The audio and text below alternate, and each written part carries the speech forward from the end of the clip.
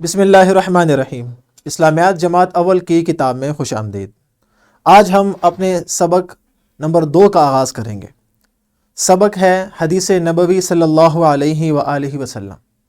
اس سے پہلے ہم نے قرآن مجید کو پڑھا اور اس کی کچھ صورتوں کو یا تو ہم نے ناظرہ یا ہم نے زبانی یاد کیا۔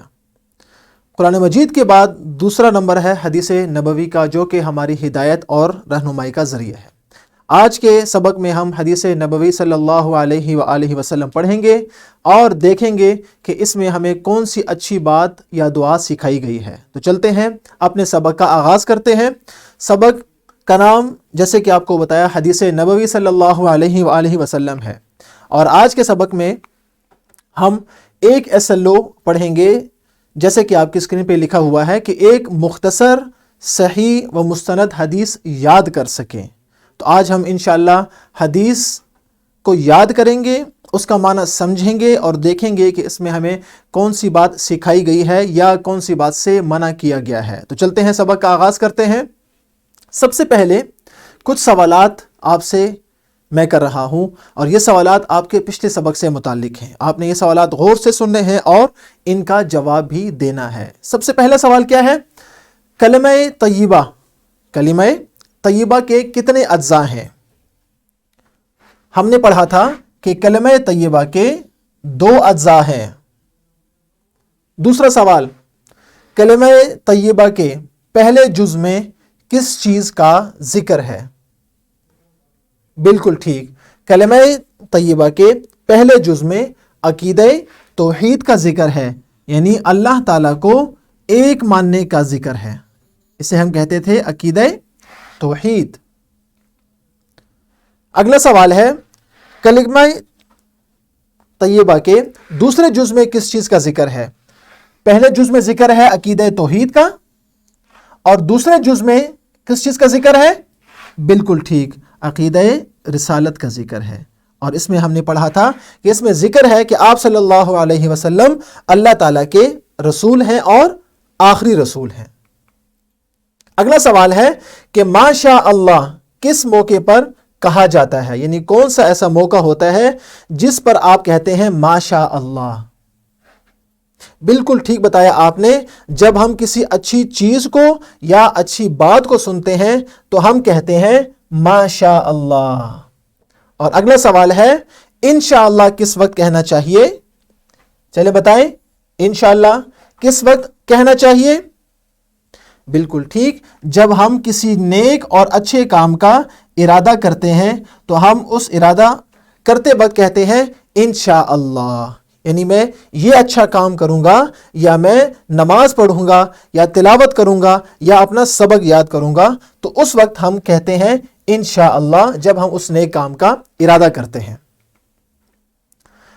ایک حدیث پاک آپ کے سامنے ہے جو کہ آج کے سبق سے متعلق ہے، کہ سرور کائنات صلی اللہ علیہ وآلہ وسلم نے ارشاد فرمایا صفائی سے متعلق، کیا کہ بے شک اسلام صاف ستھرا دین ہے، تو تم بھی نظافت، یہ لفظ ہے نظافت یعنی صفائی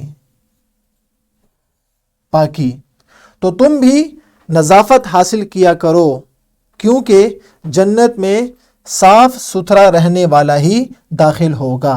یعنی جو آدمی اپنی صفائی کا خیال رکھتا ہے، پاکی کا خیال رکھتا ہے، نظافت کا خیال رکھتا ہے، وہی آدمی جنت میں داخل ہوگا۔ اس لیے کہ جو آدمی پاکی کا خیال رکھتا ہے وہی نماز، روزے کا اور تلاوت قرآن مجید کا بھی خیال رکھتا ہوگا۔ اس لیے فرمایا کہ جو آدمی نظافت اور صفائی ستھرائی اختیار کرتا ہے وہی آدمی جنت میں داخل ہوگا۔ تو اس حدیث پر آپ نے عمل کرنا ہے اور ہمیشہ صفائی کا خاص خیال آپ نے رکھنا ہے۔ اب آگے چلتے ہیں، کچھ سوالات آپ کے سامنے۔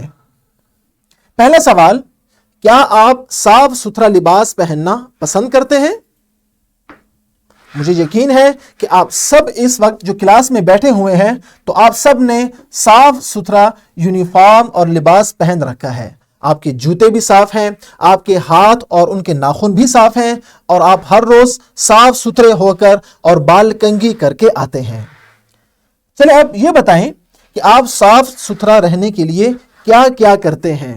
یعنی آپ جب اسکول آتے ہیں اور اسکول آتے وقت آپ کون کون سے ایسے کام کرتے ہیں جن سے آپ صفائی کا خیال رکھتے ہیں یا جن سے یہ معلوم ہوتا ہے کہ آپ صاف ستھرا رہنا پسند کرتے ہیں. مثلا آپ سب سے پہلے صبح اٹھ کے اپنے دانت صاف کرتے ہیں, اپنے ہاتھوں کو دھوتے ہیں اچھی طرح صابن سے, آپ سر دھوتے ہیں, آپ نہاتے ہیں, آپ اجلا اور عمدہ لباس پہنتے ہیں, صاف ستھرا لباس پہنتے ہیں, آپ اپنے جوتے صاف رکھتے ہیں, آپ اپنے بیگ کو صاف رکھتے ہیں اور آپ اپنی کتابوں کو بھی صاف رکھتے ہیں.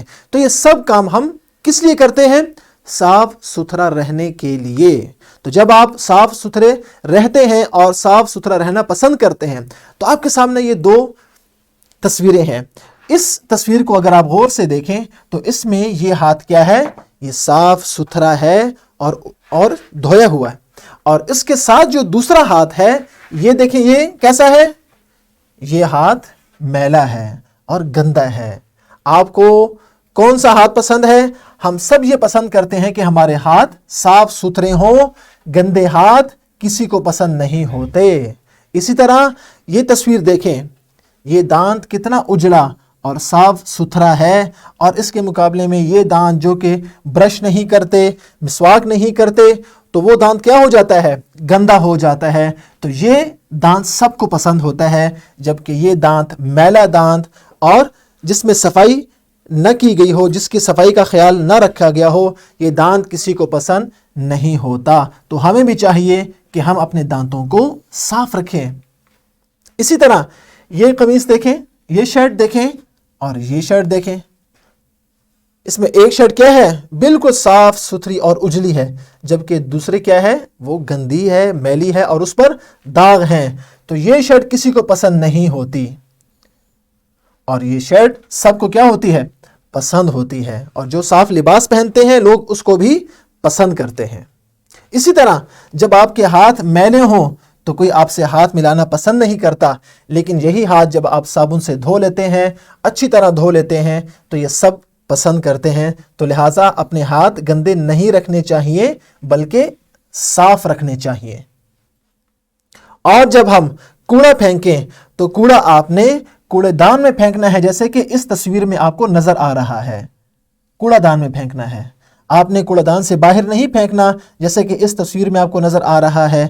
یا کسی نے چپس کھائی ہے, یا جوس پیا ہے, یا پانی پیا ہے, یا کچھ اور چیز کھائی ہے, یا ٹیشو کا استعمال کیا ہے, تو دیکھیں اس نے کوڑا دان سے باہر پھینکا ہے. تو آپ نے ایسا کام کبھی نہیں کرنا, بلکہ ہمیشہ جو بھی کوڑا ہو آپ نے کوڑا دان میں پھینکنا ہے. تو یہ اچھا کام ہے اور یہ برا کام ہے, اور آپ نے ہمیشہ اچھا کام کرنا ہے.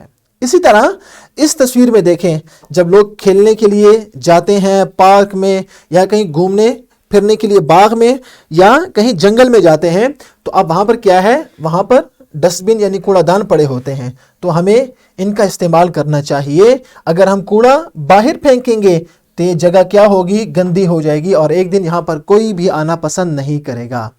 اب اس تصویر کو دیکھیں, اس کو کوئی پسند نہیں کرے گا, جبکہ یہ تصویر جس میں صفائی کا خیال رکھا گیا ہے, اس میں آپ کو کہیں بھی کچرا اور کوڑا نظر نہیں آ رہا. یہ اچھے لوگوں کا کام ہے اور یہ کام ہے برے لوگوں کا. لہٰذا ہمیں چاہیے کہ ایسے کام نہ کریں اور ایسے کام کریں جو کہ اچھے لوگ کرتے ہیں. ان سب کے بعد سبق کی طرف اگر چلیں تو سب سے پہلے ہے ہم حدیث کا معنی آپ کو بتاتے ہیں, اس لیے کہ سبق کا نام ہے حدیث نبوی صلی اللہ علیہ وآلہ وسلم. تو سب سے پہلے یاد رکھیں, حدیث کا معنی ہے آپ صلی اللہ علیہ وسلم کا فرمان مبارک, یعنی جو آپ صلی اللہ علیہ وسلم نے فرمایا اس کو کہتے ہیں حدیث. اس کے بعد آپ یہ سمجھیں کہ حدیث مبارکہ پر عمل کرنا ہر مسلمان کے لیے لازمی ہے, ضروری ہے. اور حدیث میں کن باتوں کا حکم ہوتا ہے؟ حدیث میں یاد رکھیں اچھی اچھی باتوں کا حکم دیا جاتا ہے جو کہ ہمارے لیے دنیا اور آخرت میں مفید ہوتی ہیں. اور ہمیں یہ بھی یاد رکھنا ہے کہ آج کی حدیث میں صفائی کی اہمیت بتائی گئی ہے, اور ہمیں بتایا گیا ہے کہ اسلام میں صفائی کی کیا اہمیت ہے. چلے مل کر ہم حدیث مبارکہ پڑھتے ہیں اور اس کا مطلب سمجھتے ہیں۔ تو آپ غور سے یہ حدیث سنیے اور اس کا مطلب بھی سمجھنے کی پوری کوشش کیجیے۔ حدیث مبارکہ ہے صحیح مسلم کی، یہ کتاب کا نام ہے، اور حدیث مبارکہ آپ کے سامنے ریڈ کلر سے ہے، الطہور شطر الایمانی، الطہور شطر الایمان۔ طہور کا معنی ہے صفائی، شطر الایمان، شطر کا معنی ہے نصف یعنی آدھا، اور ایمان کا معنی ایمان ہی ہے۔ تو الطہور صفائی، شطر الایمان نصف ایمان ہے یعنی آدھا ایمان ہے۔ تو اس حدیث سے آپ کو معلوم ہوا کہ اسلام نے صفائی کی اہمیت کس طرح واضح انداز میں بیان کی ہے، اور ہمیں یہ حکم دیا ہے کہ ہم ہمیشہ صفائی کا خیال رکھیں۔ کیوں؟ اس لیے کہ ہمارا آدھا ایمان ہی، اور آدھا یعنی نصف ایمان ہی کیا ہے؟ صفائی ہے۔ تو جب ہم صفائی کا خیال رکھیں گے، صاف ستھرے رہیں گے، تو گویا کہ ہمارا آدھا ایمان تو ویسے ہی ہمیں حاصل ہو جائے گا۔ تو اس حدیث کو الطہور شطر الایمان یعنی صفائی نصف ایمان ہے، اس حدیث کو آپ نے خوب اچھی طرح یاد کرنا ہے، اور ایک دوسرے کو آپ نے یہ حدیث سنانی ہے، اور اس کا معنی بھی آپ نے سنانا ہے۔ اب ہم چلتے ہیں، اس حدیث کی تھوڑی سی وضاحت آپ کے سامنے رکھتے ہیں۔ سب سے پہلے اس میں بیان ہوا کہ صفائی ہمارے ایمان اور عبادات کا حصہ ہے، یعنی ہمارے ایمان کا بھی حصہ ہے جیسے کہ حدیث میں بیان ہوا، اور عبادات کا بھی حصہ ہے۔ کیوں؟ کہ نماز، روزہ، تلاوت اور دیگر کئی عبادات کے لیے صفائی کیا ہے؟ ضروری ہے۔ اس لیے کہ دیکھیں، وضو کے بغیر تو نماز ہی نہیں ہوتی۔ اگر آپ وضو نہیں کریں گے تو آپ نماز ادا نہیں کر سکتے۔ اسی طرح اگر آپ وضو میں نہیں ہیں اور آپ باوضو نہیں ہیں تو آپ قرآن مجید کو ہاتھ بھی نہیں لگا سکتے، اس سے گناہ ہوگا۔ اور صفائی کا ایک فائدہ بھی آپ کو بتا دیں کہ صاف رہنے سے ہم صحت مند رہتے ہیں، ہماری صحت ٹھیک رہتی ہے، ہم تندرست رہتے ہیں، اور کئی بیماریوں سے محفوظ بھی رہتے ہیں۔ یہ ہے صفائی کا فائدہ۔ اور آج کل چونکہ ہم صفائی کا خیال نہیں رکھتے، ہم اپنے ہاتھوں کو صاف نہیں رکھتے، ہم اپنے ماحول کو اور ارد گرد کو صاف نہیں رکھتے، اسی وجہ سے ہم کئی بیماریوں کا شکار ہو جاتے ہیں۔ تو آپ نے وعدہ کرنا ہے اور اس بات کا ارادہ پکا کرنا ہے کہ آپ ہمیشہ صفائی کا خیال رکھیں گے۔ اب ہم چلتے ہیں کتاب کی جانب اور دیکھتے ہیں کہ کتاب کے متن میں ہمیں کیسے صفائی کی اہمیت بتائی گئی ہے۔ اپنی کتاب کھول لیجئے اور میرے ساتھ مل کر آپ یہ سبق دہرائیں۔ صفائی کا معنی ہے صاف ستھرا رہنا۔ صفائی کا معنی کیا ہے؟ صاف ستھرا رہنا۔ اسلام نے کئی ایسے احکام دیے ہیں، احکام حکم کی جمع، کئی ایسے احکام دیے ہیں جن میں صفائی کا خیال رکھنے کا حکم دیا گیا ہے۔ اس میں سے کچھ مثالیں ہم نے پڑھ لی۔ خاتم النبیین سیدنا محمد رسول اللہ صلی اللہ علیہ وآلہ وسلم نے ارشاد فرمایا، کیا؟ الطہور شطر الایمان، یعنی صفائی نصف ایمان ہے۔ تو اس سبق سے بھی ہمیں یہ بات معلوم ہوتی ہے کہ صفائی کا کیا مقام ہے اور اس کا کیا مرتبہ ہے۔ اب سب سے پہلے آپ کو دیتے ہیں گھر کا کام۔ آپ نے سبق میں موجود حدیث مبارکہ زبانی یاد کرنی ہے، اور زبانی یاد کر کے آپ نے والدین کو سنانی ہے، اور والدین اس حدیث کا ترجمہ آپ کی اسلامیات کی کاپی پر لکھیں گے۔ یہ ہے آپ کے گھر کا کام۔ اور اس کے بعد ایک سرگرمی جو کہ ابھی آپ اس ویڈیو کے دوران ہی کر سکتے ہیں، اور اساتذہ بچوں سے یہ سرگرمی کروا سکتے ہیں کہ طلبہ کو 2 گروہوں میں تقسیم کر کے حدیث اور اس کے ترجمے کی زبانی دہرائی کروائیں، یعنی ایک بچہ ایک مرتبہ حدیث سنائے اور دوسری مرتبہ اس کا ترجمہ سنائے، اور باری باری بچے یہ ایک دوسرے کو حدیث اور اس کا ترجمہ زبانی سنائیں گے، اس لیے کہ یہ حدیث زبانی یاد کرنے سے متعلق ہے۔ اور اس کے بعد اگلی سرگرمیاں آپ کی کتاب ہی سے لی گئی ہیں۔ اپنے بیگ میں کتب ترتیب سے رکھیں، اور طلبہ ایک دوسرے کے بیگ کو دیکھیں کہ کس نے زیادہ اچھی ترتیب سے کتابیں رکھی ہیں اور اس سے سیکھیں، اور آئندہ آپ بھی کوشش کریں کہ آپ بیگ میں کتابیں اس ترتیب سے رکھیں گے۔ حدیث کو سمجھ کر اس پر عمل کو اپنا معمول بنائیں، یعنی حدیث کو سمجھیں کہ اس میں کیا حکم ہے اور اس پر عمل کریں، ہمیشہ عمل کریں، اور حدیث کا مفہوم یاد کریں اور روزانہ اس حدیث اور اس کے مفہوم کو پڑھنے کا معمول بنائیں۔ یہ ہے آپ کی سرگرمی جو کہ آپ کمرہ جماعت میں بھی اور گھر میں بھی کر سکتے ہیں۔ تو بچوں، آج ہم نے سیکھا کیا؟ سب سے پہلے ہم نے یہ سیکھا کہ حدیث مبارکہ نبی اکرم صلی اللہ علیہ وآلہ وسلم کے فرمان مبارک کو کہا جاتا ہے، جس پر عمل کرنا ہر مسلمان کے لیے ضروری ہے۔ اس کے بعد ہم نے سیکھا کہ صفائی اختیار کرنا اچھی عادت ہے، اور اس کے بعد ہم نے یہ سیکھا کہ صفائی کو اسلام نے بہت اہمیت دی ہے، اور یہ یعنی صفائی ایمان اور عبادات کا لازمی حصہ ہے۔ اور آخر میں ہم نے یہ سیکھا اور یہ پڑھا کہ ہم صفائی اختیار کر کے کئی بیماریوں سے بچ سکتے ہیں۔ تو یہ تھا ہمارا آج کا سبق۔ اس سبق کی ورک شیٹ لنک میں موجود ہے، آپ نے وہ ڈاؤن لوڈ کرنی ہے، اس کو اپنے سامنے رکھنا ہے، جو سوال اس میں پوچھا گیا ہے وہ آپ نے ضرور حل کرنا ہے اور واپس کرنی ہے اپنے اساتذہ کو۔ اسی طرح آپ نے سرگرمی اور گھر کا کام بھی ضرور کرنا ہے، اور اساتذہ اس کی پی پی ٹی اور لیسن پلان ڈاؤن لوڈ کر کے اس سے بھی استفادہ کر سکتے ہیں۔ انشاءاللہ اگلے سبق میں ہم اس حدیث کی تعلیمات پر عمل کرنا سیکھیں گے۔ فی امان اللہ۔